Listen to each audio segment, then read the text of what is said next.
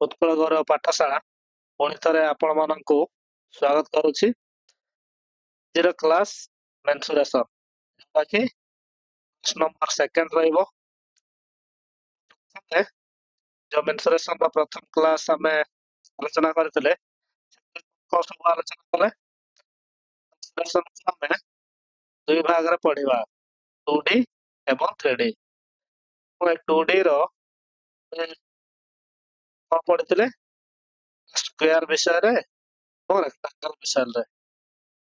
Square ଏବଂ rectangle ର basic concept ବିଷୟରେ ଜାଣିଲେ, ତା ସହିତ ଆମର କିଛି ବେସିକ କ୍ୱେଶ୍ଚନ ଆନ୍ସର ମଧ୍ୟ ଡିସ୍କସ କଲେ। ତ ଆଜି ଆସନ୍ତୁ ବୃତ୍ତ ଏବଂ ଅର୍ଦ୍ଧବୃତ୍ତ ଏବଂ ଆମର ରହିବ ସେକ୍ଟର ରହିବ, ତା ସହିତ ଆର୍କ ରହିବ, ଏସବୁର ବେସିକ କନସେପ୍ଟ ପ୍ରଥମେ ଟିକେ ଜାଣିବା।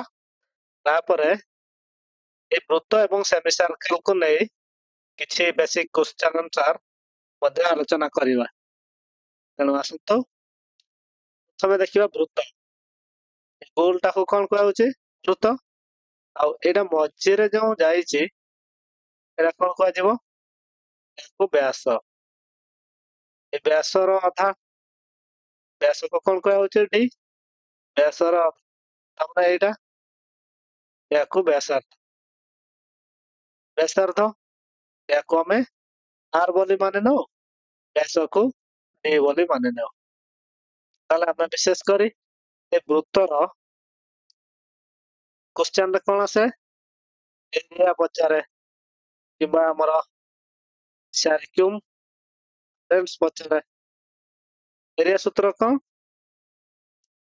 ବୃତ୍ତର ଏରିଆ ହଉଛି ପାଇ ଆର ସ୍କ୍ୱାର, ସାର୍କ୍ୟୁମଫରେନ୍ସ ହଉଛି 2 ପାଇ ଆର। ବୁଝିଲା? ତାହେଲେ এই ଯେଉଁ ବୃତ୍ତ ଭିତରେ ଆମର ଏ ଅର୍ଦ୍ଧବୃତ୍ତ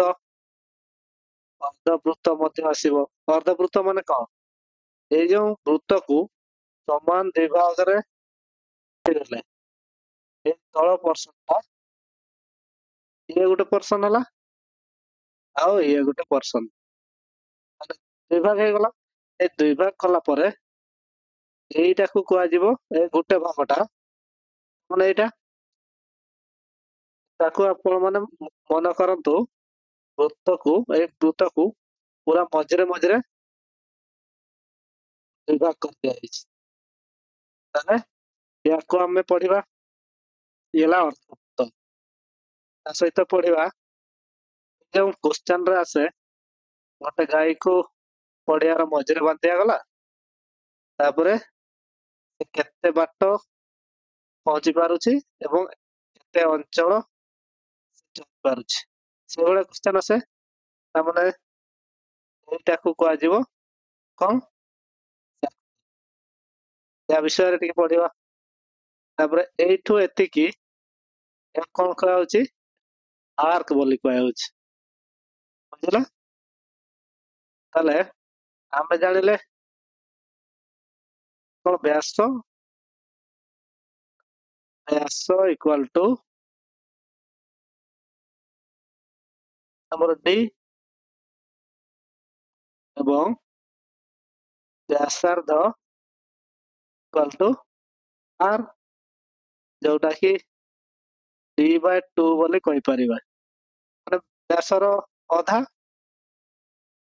ଲାଗି ଆଉ ଏଇ ଯୋଉ ପାଏ, ଏ ପାଏଟା ଯଦି ବୃତ୍ତର ପରିଧିକୁ ଆମେ ବ୍ୟାସ ଦ୍ୱାରା ଡିଭାଇଡ କରିବା ତାହେଲେ ଆମେ ପାଏ ପାଇପାରିବା। ବୁଝିଲା? ତାହେଲେ ବେସିକ ୟା ବିଷୟରେ ଏତିକି ଜାଣିବା। ତାପରେ ଆମର ଆସନ୍ତୁ ଏ ସେମି ସାର୍କଲ। ଏ ସେମି ସାର୍କଲର ମଧ୍ୟ ଆମେ କଣ ପଢିବା? ଏରିଆ ପଚାରିବ ପ୍ରଶ୍ନରେ, ତାପରେ ପଚାରିବ ସାର୍କ୍ୟୁମଫରେନ୍ସ ପଚାରିବ। ଏରିଆ ତ ଠିକ ଅଛି, ଏଇ ଆମର ଯୋଉ ବୃତ୍ତର ଅଧା, ତାହେଲେ ପାଇ ଆର ସ୍କ୍ୱାର ବାଇ 2। ବୁଝିଲା? କିନ୍ତୁ ସାର୍କ୍ୟୁମଫରେନ୍ସ ଟା କଣ ହବ? ଏ ଯୋଉ ଅଧାଟା ଇଏ କଣ ହବ 2πr ର ଅଧା 2πr ର ଅଧା ତାମାନେ ପାୟାର ଇଏ ହେଲା ପାୟାର ପ୍ଲସ୍ ଏଇଟାକୁ d ବୋଲି କହିବା କିମ୍ବା 2r କହିଦବା ପ୍ଲସ୍ 2r ତାମାନେ ଆସିଯିବ ପାୟାର ପ୍ଲସ୍ 2r ଇଏ ହେଲା ଆମର ସାର୍କମଫରେନ୍ସ। କମନ ନେଲେ କଣ ହବ ପାଏ ପ୍ଲସ୍ 2 ଏଇଟା ହେଲା ତାର ସାର୍କମଫରେନ୍ସ ପାଇଲେ। ତାପରେ ଆମେ କଣ ଜାଣିବା କେବଳ ଏତିକିଟା ମନେ ରଖନ୍ତୁ ଏବେ ମାନେ ସେମି ସାର୍କେଲ ଏ ସାର୍କେଲ ର ଅଧା ତା ସହିତ ଆମେ ସେକ୍ଟର ବିଷୟରେ ଜାଣିବା। ତାହେଲେ ମନେ କରାଯାଉ ଏ ବୃତ୍ତର ଏଇଟା ପୁରାଟା କେତେ ଡିଗ୍ରୀ ପୁରାଟା ହଉଛି 160 ଡିଗ୍ରୀ। ଦେଖନ୍ତୁ ଠିକ ବୁଝିପାରିବେ ମନେ କରାଯାଉ ବୃତ୍ତ ଏଇ ବୃତ୍ତକୁ ସମାନ 4 ଭାଗରେ ଭାଗ କରାଗଲା ତାହେଲେ ପୁରା ଟୋଟାଲ ଟା କେତେ 160 ଡିଗ୍ରୀ ଇଏ 90 ଡିଗ୍ରୀ ଇଏ 90 ଡିଗ୍ରୀ ଇଏ 90 ଡିଗ୍ରୀ ଇଏ 90 ଡିଗ୍ରୀ।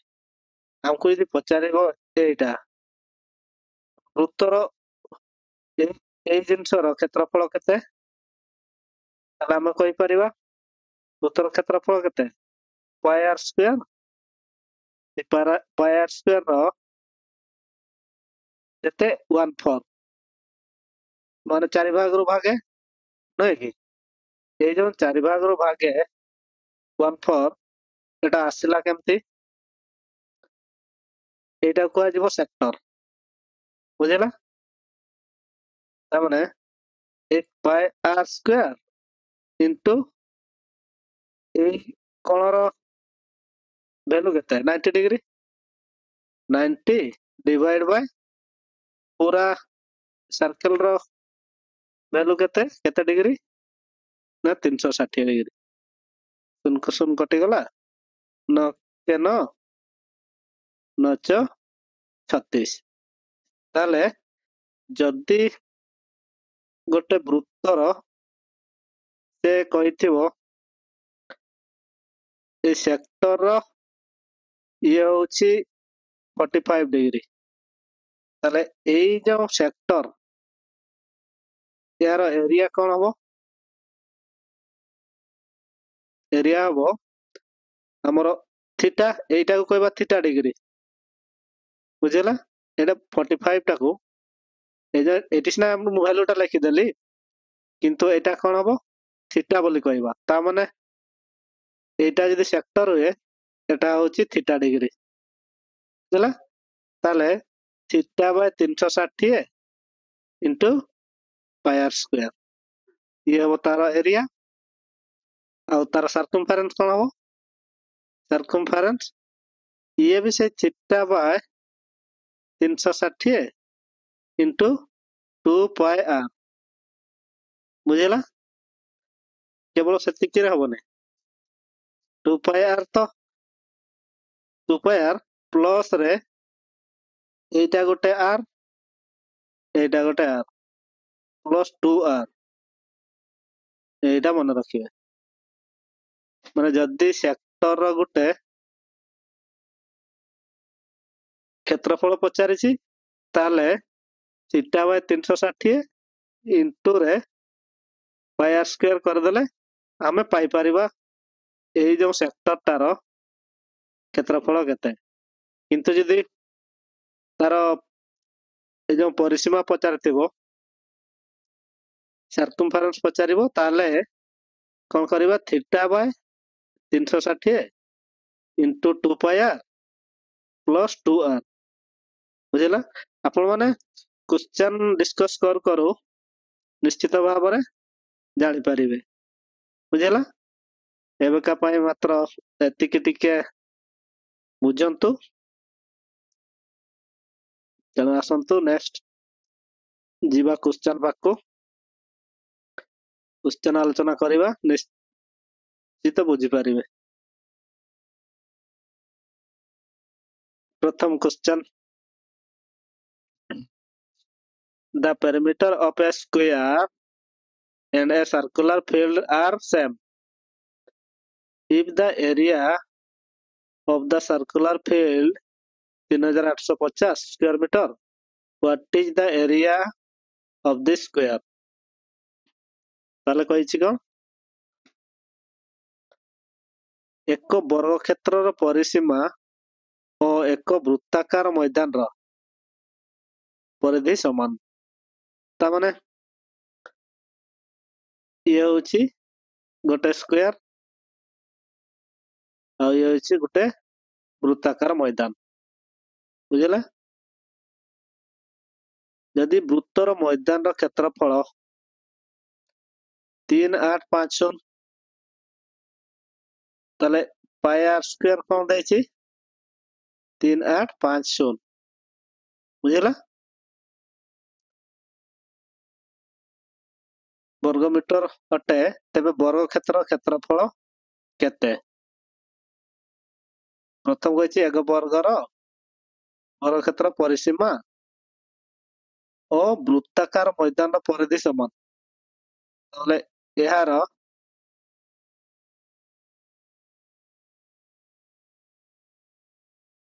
ଇଏ ହଉଛି ଏ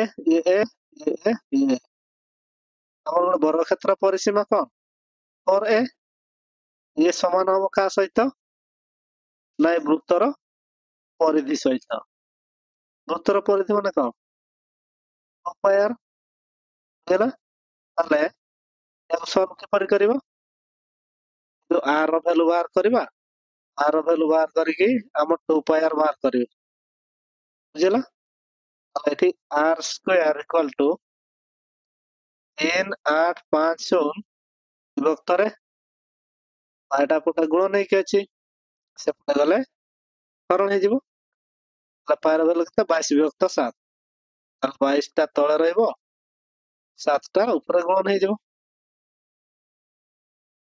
ତାହେଲେ ଏ କେତେରେ କଟିବ 11 11 ଦୁଣ 22 11 3 33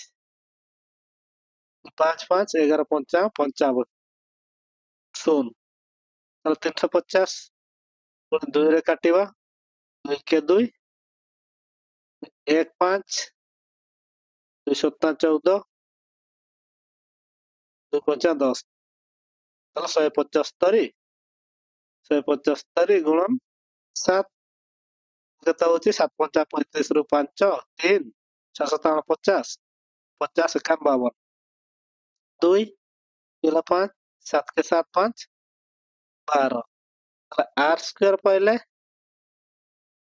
12 25 ତାହେଲେ r ହେଲେ ଏପଟେ ରୁଟ ଓଭର ହେଇଯିବ ତାହେଲେ 1225 କାହାର ବର୍ଗ 1225 ଇଏ ହେଲା 3 3 9 3 2 5 3 3 6 5 5 25 530 2 32 ତାହେଲେ 35 ର ବର୍ଗ ତାହେଲେ r କେତେ ପାଇଲେ 35 ତାହେଲେ ସେ କହିଛି 2 ପାଇ r 2 into ପାଇ କେତେ 22 ବିଭକ୍ତ 7 into 35 7 5 35 ପାଇ ଦୁଣା 10 220 ତାହେଲେ 220 ପାଇଲେ 2 ପାଇ r ମୁଁ କହିପାରିବି for a equal to 220 a equal to 220 ବିଭକ୍ତରେ 4 4 5 20 4 5 20 ଏ ଯଦି 55 ସେ ପଚାରିଛି ବର୍ଗ କ୍ଷେତ୍ରର କ୍ଷେତ୍ରଫଳ ତାହେଲେ 55 ର ବର୍ଗ ତାହେଲେ 55 ର ବର୍ଗ 55 ର ବର୍ଗ କେତେ 3025 ବର୍ଗ କିଭଳି ବାହାର କରାଯାଏ 5 5 25 ଇଏ 5 5 25 ଏପଟା ଲେଖିଦବା 5 25 ଦୁଣେ 50 ଏଇଟା ଲେଖିଦବା 5 2 5 5 10 ରୁ 0 ରଖିଲା 1 3 2 3 ସରି 2 1 3 ତାହେଲେ 30 25 ବୁଝିଲା ଇଏ ହେଲା ଆମର ବର୍ଗ କ୍ଷେତ୍ରର କ୍ଷେତ୍ରଫଳ ତାହେଲେ ଚାଲନ୍ତୁ ନେକ୍ସଟ କ୍ୱେଶ୍ଚନ। ବୁଝିଲା ପିଲାମାନେ? ପ୍ରଥମେ ସେ କହିଥିଲା କଣ, ଏ ଯୋଉ ବର୍ଗକ୍ଷେତ୍ରର ପରିସୀମା ବୃତ୍ତର ପରିଧି ସହ ସମାନ। ବୁଝିଲା? ତାହେଲେ ଏ ବୃତ୍ତର କ୍ଷେତ୍ରଫଳ ଦେଇଥିଲା, ମାନେ ବୃତ୍ତର ଯଦି କ୍ଷେତ୍ରଫଳ ଦେଇଛି, ବୃତ୍ତର କ୍ଷେତ୍ରଫଳ କଣ, ପାଇ ଆର ସ୍କ୍ୱାର। ତାହେଲେ ଏଠୁ ଆର ର ଭ୍ୟାଲୁ ଆମେ ବାହାର କଲେ, ଆର ଭ୍ୟାଲୁ କେତେ ପାଇଲେ ନା 35, ହେଲା କି? ତାପରେ ଆମେ 2 ପାଇ ଆର ବାହାର କଲେ, 2 ପାଇ ଆର ତମେ କେତେ ପାଇଲେ 220। ତାହେଲେ ୟାର ପରିଧି ଯାହା, ୟାର ପରିସୀମା ତାହା। ତାହେଲେ for a equal to 220, a equal to ପାଇଲେ 55, ଏ ର ବର୍ଗ ପାଇଲେ କେତେ 3025। ତାହେଲେ ବର୍ଗକ୍ଷେତ୍ର କ୍ଷେତ୍ରଫଳ କେତେ ହେଲା 3025। ଅପସନ ନମ୍ବର B ହେଉଛି କରେକ୍ଟ ଆନ୍ସର। ଚାଲନ୍ତୁ ନେକ୍ସଟ କ୍ୱେଶ୍ଚନ କଣ କହିଛି ଦେଖିବା। The diagonal of a square is 4. The diagonal of another square whose area is double that of the first square. हमने କହିଛି ଏକ ବର୍ଗର କର୍ଣ୍ଣର ଲମ୍ବ 4 ସେଣ୍ଟିମିଟର, ପ୍ରଥମ ବର୍ଗର କ୍ଷେତ୍ରଫଳର ଦ୍ୱିଗୁଣ କ୍ଷେତ୍ରଫଳ ଥିବା ଅନ୍ୟ ଏକ ବର୍ଗର କର୍ଣ୍ଣର ଲମ୍ବ କେତେ। ଆମେ ଏଇ ଯୋଉ କ୍ୱେଶ୍ଚନ ଆଜି ଆଲୋଚନା କରୁଛୁ ଆଜି, ଏଗୁଡା ସବୁ କଣ, ଏଗୁଡା ହଉଛି କନେକ୍ଟିଂ କ୍ୱେଶ୍ଚନ। ତାମାନେ କମ୍ପେୟାର, ମାନେ ଦୁଇଟା, ଗୋଟେ ବର୍ଗକ୍ଷେତ୍ର ସହିତ ଆଉ ଗୋଟେ ବର୍ଗକ୍ଷେତ୍ରର, ଗୋଟେ ବର୍ଗକ୍ଷେତ୍ର ସହିତ ଗୋଟେ ସାର୍କେଲ ର, ଗୋଟେ ବର୍ଗକ୍ଷେତ୍ର ସହିତ ଗୋଟେ ରେକ୍ଟାଙ୍ଗଲ ର, କିମ୍ବା ଗୋଟେ ରେକ୍ଟାଙ୍ଗଲ ସହିତ ଗୋଟେ ସାର୍କେଲ ର, এই ସବୁ ପରସ୍ପରକୁ କନେକ୍ଟ କରୁଥିବା। ଟିକେ ଭଲସେ ପଢିବେ ଏବଂ ବୁଝିଲେ ଡାଇଗ୍ରାମ ଟା କରିବେ, ବା ଡାଇଗ୍ରାମ ଟା କଲା ପରେ ଆଠୁ ବେଶୀ ସହଜରେ ବୁଝି ହବ। ବୁଝିଲା? ପ୍ରଥମେ ସେ କଣ କହିଛି, ବର୍ଗକ୍ଷେତ୍ରର କର୍ଣ୍ଣ କେତେ ଦେଇଛି 4 ସବୁ ସମାନ। ଆଉ ଗୋଟେ ବର୍ଗକ୍ଷେତ୍ର ଦେଇଛି, ସେ କହିଛି ଏହାର ଦୁଗୁଣା। ତାହେଲେ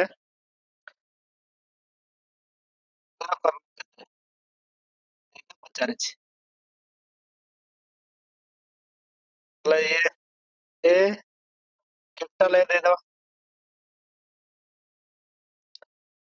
ତମେ କଣ କହିଲା, ଡାଇଗୋନାଲ ହଉଛି 4 ତାହେଲେ ଇଏ ହଉଛି 2 ଗୁଣା। ଡାଇଗୋନାଲ ପ୍ରଥମ ବର୍ଗର କ୍ଷେତ୍ରଫଳ ଦ୍ୱିତୀୟ 2 ଗୁଣା କ୍ଷେତ୍ରଫଳ, ତାହେଲେ ଏହାର କ୍ଷେତ୍ରଫଳ 2 ଗୁଣା।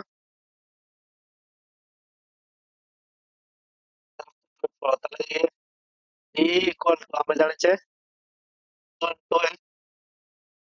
କେତେ 4 ଇଏ ହଉଛି 2 A equal to କଣ 4 ଏ ଦୁଇଟା ସେପଟେ ଯାଇ ହରଣ ହେଇଯିବ। ବର୍ଗକ୍ଷେତ୍ରର କ୍ଷେତ୍ରଫଳ ବର୍ଗ ବର୍ଗ କରିଦେଲେ ଏପଟେ ବି ବର୍ଗ ହେଇଯିବ, କଟିଯିବ ଇଏ 4 ବର୍ଗ 4 16। ଯଦି ଇଏ ପାଇଲେ 16, ତାହେଲେ ଏହାର 2 ଗୁଣା କହିଛି ସେକେଣ୍ଡ ଯୋଉ ବର୍ଗକ୍ଷେତ୍ର ଏହାର କ୍ଷେତ୍ରଫଳ। ପ୍ରଥମ ବର୍ଗର କ୍ଷେତ୍ରଫଳର 2 ଗୁଣା ହଉଛି ଏଇ ଦ୍ୱିତୀୟ ବର୍ଗର କ୍ଷେତ୍ରଫଳ। ବୁଝିଲ? ତାପରେ ସ୍କୋୟାର 16 32 32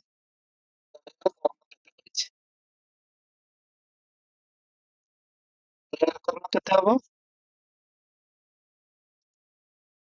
ଆମେ ଜାଣିଛେ d equal to 2 into a equal to a by root 2 ବର୍ଗ କରିଦେଲେ ମନେକର ଏ ବର୍ଗ ହେଇଯିବ ତାହେଲେ ଏ d ସ୍କୋୟାର କେତେ ହବ? 2 ର ବର୍ଗ 2 ତାହେଲେ ଏଠି କଣ କଲେ a square equal to b square by 2 a square କେତେ ପାଇଛେ 32 ତାହେଲେ 32 equal to b ର ବର୍ଗ ବିଭକ୍ତ 2 b equal to ଦୁଇଟା ସେପଟେ କଣ ହେଇଯିବ 32 ଗୁଣେ 64 a equal to କେତେ 64 ର ପାୱାର 4 ବୁଝିଲ? ସେକେଣ୍ଡ ବର୍ଗକ୍ଷେତ୍ର ତାର କର୍ମ କେତେ ପାଇଲେ 8 ବୁଝିଗଲା? ମୁଁ ଆଉ ଥରେ ବୁଝେଇ ଦଉଛି ବୁଝନ୍ତୁ। ପ୍ରଥମ କହିଥିଲା କଣ ନା ଗୋଟେ ବର୍ଗକ୍ଷେତ୍ର ବର୍ଗକ୍ଷେତ୍ରର କର୍ମ ଦେଇଛି 4 ଆଉ ଗୋଟେ ବର୍ଗକ୍ଷେତ୍ର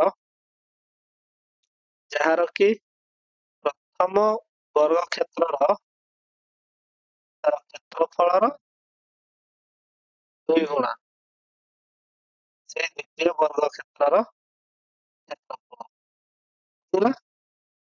ତାହେଲେ ପ୍ରଥମ ବର୍ଗର କର୍ମ ଦେଇଥିଲା କ୍ଷେତ୍ରଫଳ ବାହାର କଲେ କ୍ଷେତ୍ରଫଳ କେତେ ବାହାର କଲେ 16 ଯଦି ପ୍ରଥମ ବର୍ଗକ୍ଷେତ୍ରର କ୍ଷେତ୍ରଫଳ 16 ବାହାର କଲେ ତାର 2 ଗୁଣା କେତେ ହଉଛି 16 ଗୁଣ 32 ଏ ଯୋଉ 32 ଟା ଦ୍ୱିତୀୟ ବର୍ଗକ୍ଷେତ୍ରର କ୍ଷେତ୍ରଫଳ ସହ ସମାନ ତାହେଲେ ସ୍କୋୟାର ଇକୁଆଲ ଟୁ 32 ମୁଁ କହିପାରିବି ତାହେଲେ ସ୍କୋୟାର ଇକୁଆଲ ଟୁ 32 ତାହେଲେ ଆମେ ଜାଣିଛେ କର୍ଣ୍ଣ ପଚାରିଛି କର୍ଣ୍ଣର ସୂତ୍ର କଣ a equal to root 2 into a ବଡ a root 2 into a ତାହେଲେ a ଟା ଯଦି ଏପଟକୁ ନେଇ ଆସିବା ତାହେଲେ a equal to କଣ ହବ ତାହେଲେ a ର ଯଦି ବର୍ଗ କରିଦିଆ ହଉଛି ସେପଟେ ମଧ୍ୟ d by root 2 ର ବର୍ଗ ହେଇଯାଉଛି d by root 2 ର ବର୍ଗ ତାହେଲେ କେତେ ହଉଛି d ର ବର୍ଗ ସ୍କୋୟାର root 2 ର ବର୍ଗ 2 କେତେ ପାଇଲେ square equal to square by 2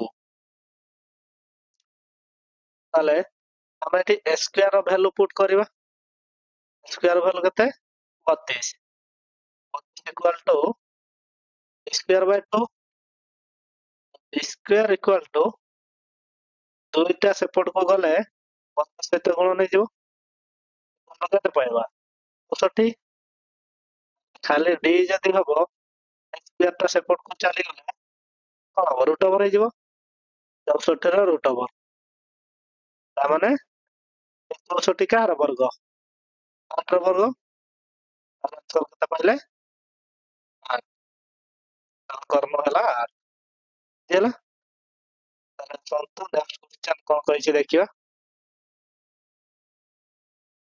next କ୍वेଶ୍ଚନ କହିଛି the length of a rectangular garden is 12 meter and its breadth is 5 meter and the length of the diagonal of a square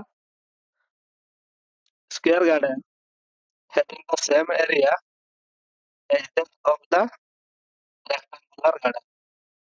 ମାନେ ଏକ ଆୟତାକାର ବଗିଚାର ଲମ୍ବ ହଉଛି 12 ମିଟର ଓ ପ୍ରସ୍ଥ ହଉଛି 5 ମିଟର। ଏହି ଆୟତାକାର ବଗିଚାର କ୍ଷେତ୍ରଫଳ ସହିତ ସମାନ କ୍ଷେତ୍ରଫଳ ଥିବା ଏକ ବର୍ଗର ବଗିଚାର ଲମ୍ବ ପିଲାମାନେ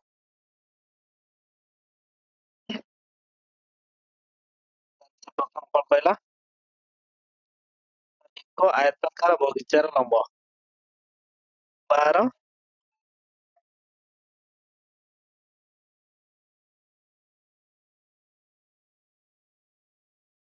ଏଇଟା ହଉଛି ଆୟତାକାର ବଗିଚା, ଇଏ ହଉଛି 12, ଇଏ ହଉଛି 5। ବୁଝିଲା? ଏହି ଆୟତାକାର ବଗିଚାର କ୍ଷେତ୍ରଫଳ ସହିତ ସମାନ କ୍ଷେତ୍ରଫଳ ଥିବା ଏକ ବର୍ଗ ବଗିଚାର ଘନ କେତେ? କ୍ଷେତ୍ରଫଳ କେତେ? ଲେନ୍ଥ ଇଣ୍ଟୁ ବ୍ରେଡଥ, ତାହେଲେ 12 ପଞ୍ଚା 60, ଯେଉଁ 60 ସମାନ ଆମେ କହିପାରିବା ଅନ୍ୟ ଏକ ବର୍ଗ କ୍ଷେତ୍ରର କ୍ଷେତ୍ରଫଳ ସମାନ ସେ ବଗିଚାର ଲମ୍ବ କେତେ?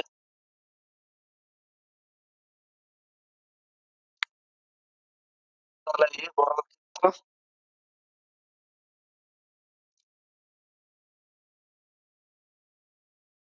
ଏ ଏ ଏ ଏହାର କ୍ଷେତ୍ରଫଳ ରେକ୍ଟାଙ୍ଗୁଲାର, ଏ ରେକ୍ଟାଙ୍ଗେଲ ର କ୍ଷେତ୍ରଫଳ ଏ ସ୍କ୍ୱାର ର କ୍ଷେତ୍ରଫଳ ସହ ସମାନ କହିଛି। ଆୟତାକାର ବଗିଚାର ଲମ୍ବ ଏତିକି 12 ମିଟର, ପ୍ରସ୍ଥ 5 ମିଟର।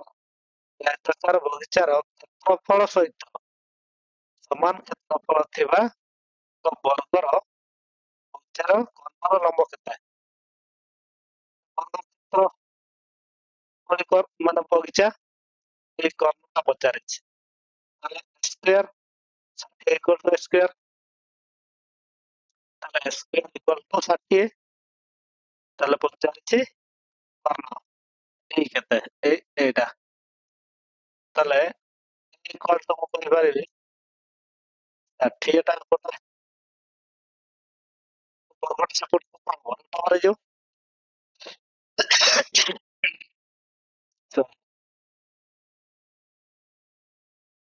କର୍ଣ୍ଣର ସୂତ୍ର କଣ ଜାଣିଛ? ହଉ ଇଣ୍ଟୁ ଏ, ତାହେଲେ ଏ କେତେ? 60, ଏ କେତେ ହବ? 120, ରୁଟ 120। ଏ ରୁଟ 120 କୁ ଭାଙ୍ଗିବା କେମିତି? ତ ବାହାରିବ କେତେ ଭିତରେ ରହିବ ଦେଖିବା। 120 ଆମେ ଏଇଭଳି ଭାଗ ଦବା, 2 ରେ 60, 2 ରେ 30, ତାପରେ 2 ରେ 15, 2 ହବନି 3, 5 15, ତାହେଲେ ୟା ଭିତରେ କଣ କଣ ଆସୁଛି? 2 2 2 ତିନିଟା 2 3 5। ଏଇ ଭିତରୁ ବାହାରିବେ କିଏ? ଯୋଡା ଯୋଡା ହେଇକି ବାହାରିବ ନା, ଏ ଯୋଡାରୁ ଗୋଟେ ବାହାରିବ 2। ତାପରେ ଏଠୁ ତ ସିଙ୍ଗଲ ସିଙ୍ଗଲ ଅଛନ୍ତି, 6 35, 30 ଟା ରୁଟ ଓଭର ହେଇଯିବ। ବୁଝିଲା? 2 ରୁଟ 30 ଅପସନ ନମ୍ବର ଏ ହଉଛି କରେକ୍ଟ ଆନ୍ସର। ବୁଝିଲା? ଥରେ ପିଲାମାନେ ମୁଁ କହିଦଉଛି, କାରଣ ଗୋଟେ ଆୟତାକାର କ୍ଷେତ୍ର, ଏ ଆୟତାକାର କ୍ଷେତ୍ରର ଦୈର୍ଘ୍ୟ କେତେ ଦେଇଛି? 12, ପ୍ରସ୍ଥ କେତେ ଦେଇଛି? 5 ମିଟର। ପିଲାମାନେ ୟୁନିଟ ଟା ଟିକେ ଦେଖିବେ, ତାହେଲେ ସେ କହିଛି ଏଇ ଯୋଉ ଆୟତାକାର କ୍ଷେତ୍ର, ଏହାର କ୍ଷେତ୍ରଫଳ ଅନ୍ୟ ଏକ ବର୍ଗ ସଦୃଶ ଏକ ବଗିଚାର क्षेत्रफल सहित समान ता माने ए बड़ क्षेत्रफल केते बगीचार स्क्वायर ताले यार क्षेत्रफल आमे आयत क्षेत्रफल केते बार कले 60 12 50 60 ताले ए जो 60 टा ए वर्ग क्षेत्रर क्षेत्रफल सह समान ताले स्क्वायर इक्वल टू 60 ताले ए इक्वल टू केते 60 ର ରୁଟ ଓଭର ताले पचारिछि कर्ण केते ताले कर्ण सूत्र कोन d equal to root 2 into a ताले d equal to root 2 into a केते 60 ର ରୁଟ ଓଭର ताले रूट 2 इनटू रूट 60 ताले रूट 120 ए जो रूट 120 एथरो केते बाहरला ताले 2 बाहरला 30 रूट ओवर भीतर रहला ये तारो आंसर एटा होची कर्णर लंब बुझेला 2 रूट 30 ताले चलंतु नेक्स्ट क्वेश्चन देखिबा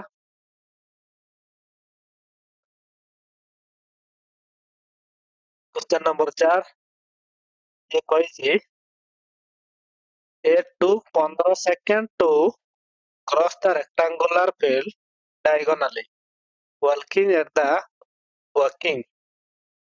rate of speed 52 meter per minute and they took the same time to cross the same field along its side walking at the rate speed 68 meter per minute the area of field is ता माने ये गोटे rectangular field एटा तार कर्ण ए एवं B ए point रो sorry पिला ए point रो ए कोन कला ए corner रास्ता दे चालिकी गला एठी पहुंचीबा पई ताको 15 सेकंड लागिला केते स्पीड रे गला से ना 52 मीटर पर सेकंड 52 मीटर ए गला केते 52 मीटर पर मिनिट ताले बी कोन कला बी एई रास्ता दे गला बुझिला बी एपड़ दे गला ए जत्तिकी समय रे एठी पहुंचीबो बी मध्य सेतिकी समय रे पहुंचीची एठी ताले यार बी रो स्पीड केते ना 68 मीटर पर मिनिट बुझिला ये मध्य केते टाइम रे ना 15 सेकंड रे ताले से पचारछि को ए आयत क्षेत्र रो क्षेत्रफल कोन ताले किपरि सॉल्व करबा ताले ए जदि 1 मिनिट केते जाउची 1 मिनिट रे 52 मीटर 1 मिनिट का ताको हमें 60 सेकंड बोल कोइ परियो 15 सेकंड रे केते जीवो 52 विभक्त 60 इनटू 15 बुझेला 15 + 60 4 13 13 54 ताले 13 मीटर ताले ये 13 मीटर जाउची ताले कॉर्नर लंब केते पाइले 13 मीटर तापरे ये देखंतो बी ए पाइले से 13 मीटर जाउची केते ए 15 सेकंड रे ता माने ए रास्ता टाको अतिक्रम करिया पय ताको 15 सेकंड रे 13 मीटर से जाइछ बुझिला तापर बी देखिबा से 1 मिनिट तापर 60 सेकंड ये मध्ये 60 सेकंड रे 68 मीटर जाउची ताले ये मध्ये 15 सेकंड रे केते जाउची 68 विभक्त रे 60 इंटू 15 ये 15 × 60 ये 4 के 4 4 7 28 27 मीटर ताले एइटू एतिकी ताले केते होउची 17 मीटर 17 मीटर होउची एइटा बुझतो एइटा कोन एइटू एतिकी ये गोटे कोन कहबा एटा हमर ए जो ट्रायंगल टा या 90 डिग्री ए कॉर्नर ए जो हम प्रीवियस क्लास रे हम पढितले कोन ना ये रे हमर आयत क्षेत्र रो कर्ण ए समान ए रो वर्ग समान हमर लेंथ रो वर्ग प्लस ब्रेड्थ रो वर्ग बुझिला डी देछि हमर कते 13 13 रो वर्ग समान l रो वर्ग प्लस b रो वर्ग 13 वर्ग कते 169 ताले ए जो 17 ए 17 टाको हम l रो वर्ग प्लस b रो वर्ग करिवा हमर गोटे अच्छी रूल ट्रिपलेट रे कोन हुए ना ए जो 17 टाको हम भाग करिवा केते केते रे बांटीवा जा फल रे दुटा संख्या रे बांटीवा जा फल समानकर वर्ग ए 13 वर्ग सह समान हबो सॉरी पिलाउना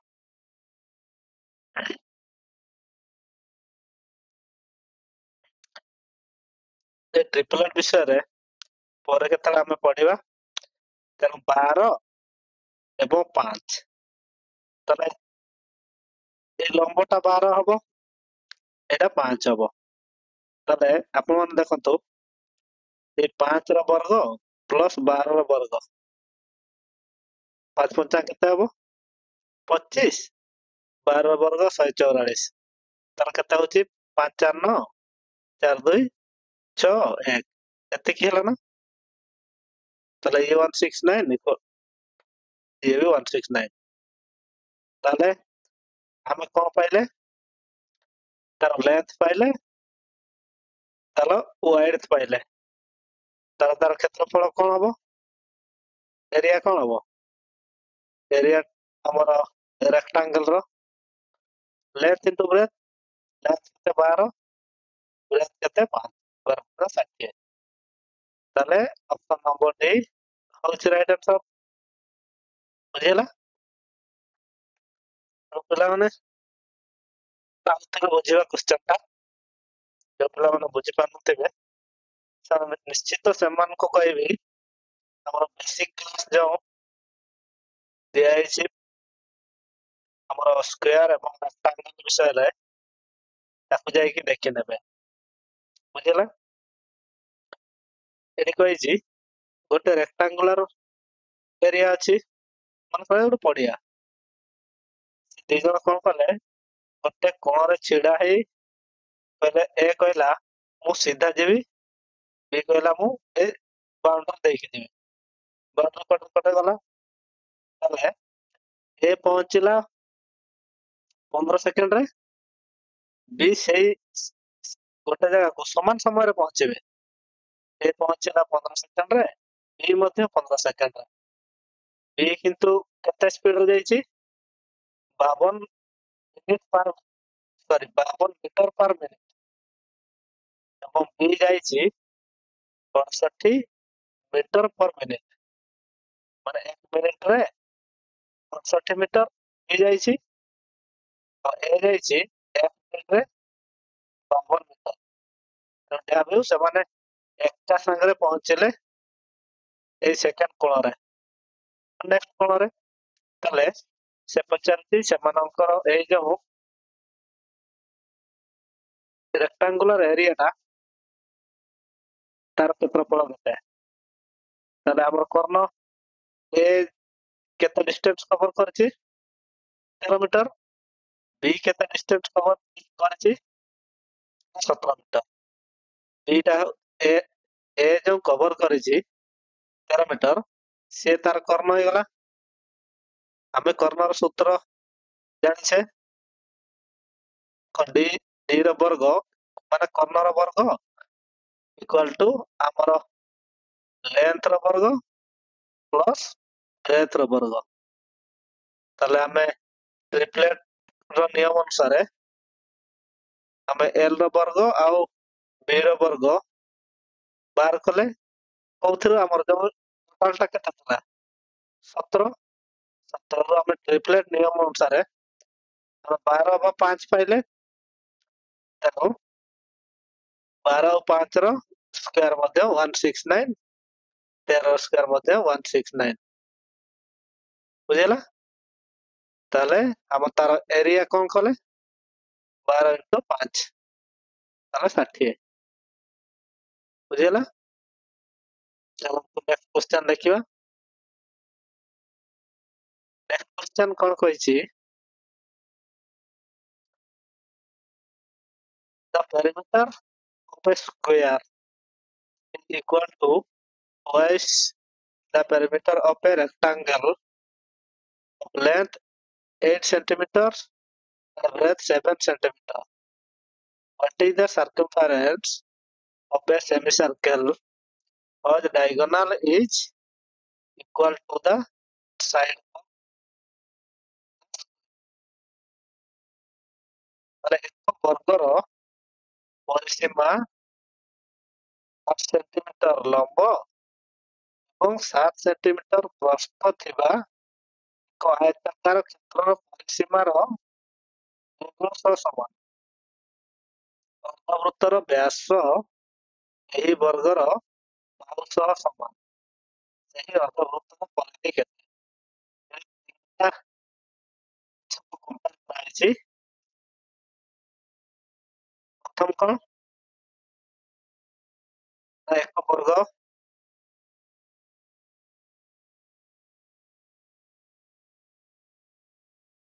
ହେଉଛି ଆମର ବର୍ଗ।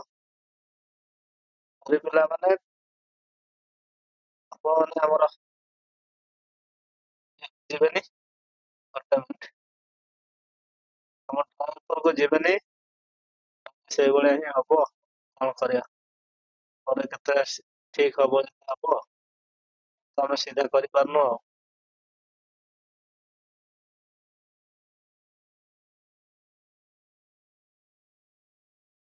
ତାହେଲେ ଇଏ ହେଲା ଆମର ବର୍ଗ ବନେଇବା।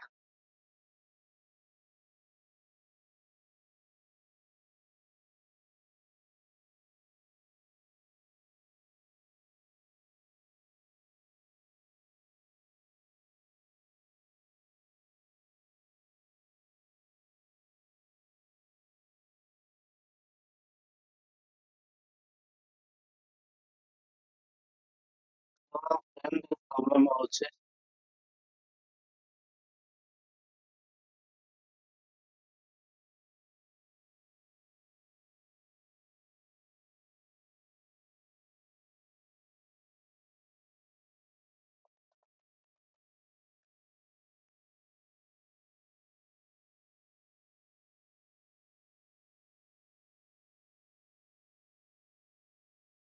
ଇଏ ହଉଛି ବର୍ଗକ୍ଷେତ୍ର ଏ ଏ ଏ ଏର ପରିସୀମା। ତାହେଲେ ପରେ ମୁଁ କହିଛି 8 ସେଣ୍ଟିମିଟର ଲମ୍ବ ଇଏ ହଉଛି ଆଉ ଗୋଟେ ରେକ୍ଟାଙ୍ଗଲ ସେଣ୍ଟିମିଟର ଲମ୍ବ ଏବଂ 7 ସେଣ୍ଟିମିଟର ପ୍ରସ୍ଥ। ଆୟତକ୍ଷେତ୍ରର ପରିସୀମା ଦୈର୍ଘ୍ୟ ସହ ସମାନ। ପରିସୀମା କେତେ? 9 into 3 2 into 8 7 তাহলে 2 গুণন 15 সমান 30 এর 2 গুণ করেছি তার মানে 60 তাহলে a equal to 60 କହିପାରିବା a equal to 60 ବିଭକ୍ତ 4 15 ତାହେଲେ ବାହୁ ଗୋଟେ ପାଇଲେ କେତେ 15 ସେ କହିଛି କଣ ଏ ଯୋଉ ବାହୁ ପାଇଲେ 15 ଏଇଟା ଗୋଟେ ସେମି ସାର୍କେଲ ର ସହ ସମାନ ତାହେଲେ ଏଇଟା 15 ହବ 15 ସେଣ୍ଟିମିଟର ତାହେଲେ ସେ କହିଛି ସେଇ ଅର୍ଦ୍ଧବୃତ୍ତର ପରିଧି ଆଉ ଏ ପରିଧି ପଚାରିଛି ଅର୍ଦ୍ଧବୃତ୍ତର ପରିଧି circumference ସୂତ୍ର କଣ